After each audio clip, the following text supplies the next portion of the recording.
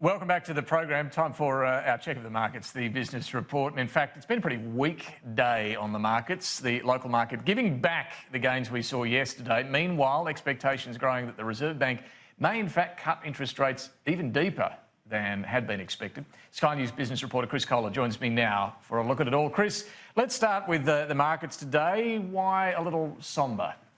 A bit of weakness around the local market this afternoon, David. Look, the initial fall was about 1% at the open. It ended up spending most of the session clawing back some ground to finish 0.7% weaker at 6,440 points. It's pretty much weakness across the board. It was led lower by the infrastructure stocks, the industrials down 1.4%.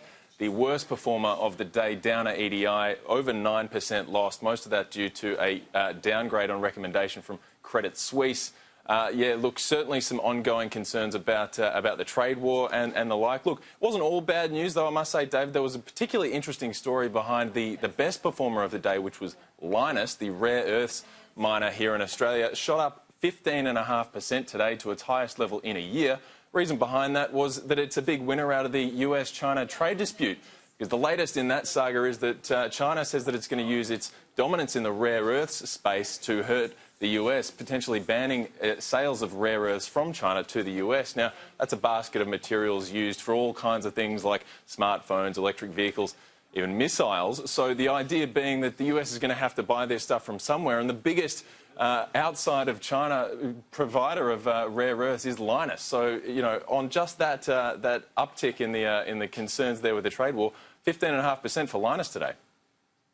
That's not bad. Just speaking of resources, one without notice here, we've just been discussing the announcement from the Queensland Government this afternoon on the coal miners in Queensland, a new levy they'll voluntarily have to pay. It's only $70 million in a multi-billion-dollar sector, so I'm guessing not a huge impact on the market. But has there been any movement since this was announced this afternoon? No movement today in the material space. It was actually leading the go yesterday. It was a big reason why we saw gains yesterday, particularly Rio Tinto pushing significantly higher yesterday. Look, today the sector down 0.7%. Look, it seems like it was just not material to the investors today. Oh, interest rates. Look, we're all looking at next week's Reserve Bank Board meeting. The governor's already given as much notice as he can that a rate cut's coming, but the expectation now growing that it'll be what, bigger than 0.25% in one hit, or that we'll see two successive hits? The idea is that we're going to see a whole bunch coming through the end of the year. This has been something that economists are kind of clambering over themselves to kind of re-rate their forecast here. A big mover today was in the bond space. The Australian 10-year bond yield dropping below the key cash rate there from the RBA, below 1.5%. That hasn't happened in 3 years, and it's just a clear indicator that the market is expecting multiple interest rate cuts. The big one this morning, JP Morgan economists now expecting 4 interest rate cuts to come by mid-next year. That would take the cash rate to 0.5%.